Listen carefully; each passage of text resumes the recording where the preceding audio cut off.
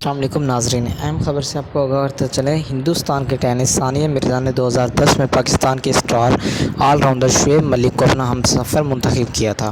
آخرکار ثانیہ مرزا نے سرحد پار کر کے کرکٹر سے شادی کیوں کی، اس کا انکشاف انہوں نے حال ہی میں ایک انٹرویو کے دوران کیا۔ ثانیہ مرزا نے بتایا کہ شعیب ملک نے جس طرح انہیں شادی کے لیے پرپوز کیا وہ بے حد شاندار تھا اور وہ شعیب ملک کو انکار نہ کر سکیں۔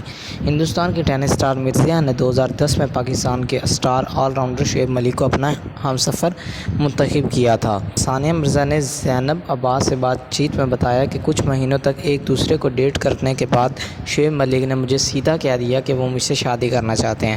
شعیب نے کہا کہ میں ہندوستان آ کر تمہاری فیملی سے ملنا چاہتا ہوں، اگر تمہارا جواب ہاں ہے تو مجھے بتا دینا۔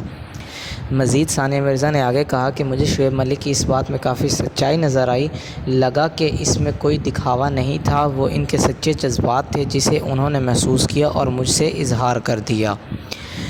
ثانیہ نے کہا کہ انہیں شعیب ملک کی یہی بات بہت زیادہ پسند آئی کیونکہ وہ دکھاوا نہیں کرتے، انہوں نے گھنٹوں کے بل بیٹھ کر مجھ پر پوز نہیں کیا جو کہ ان کا سٹائل نہیں ہے۔ شعیب ملک بہت سادے انسان تھے۔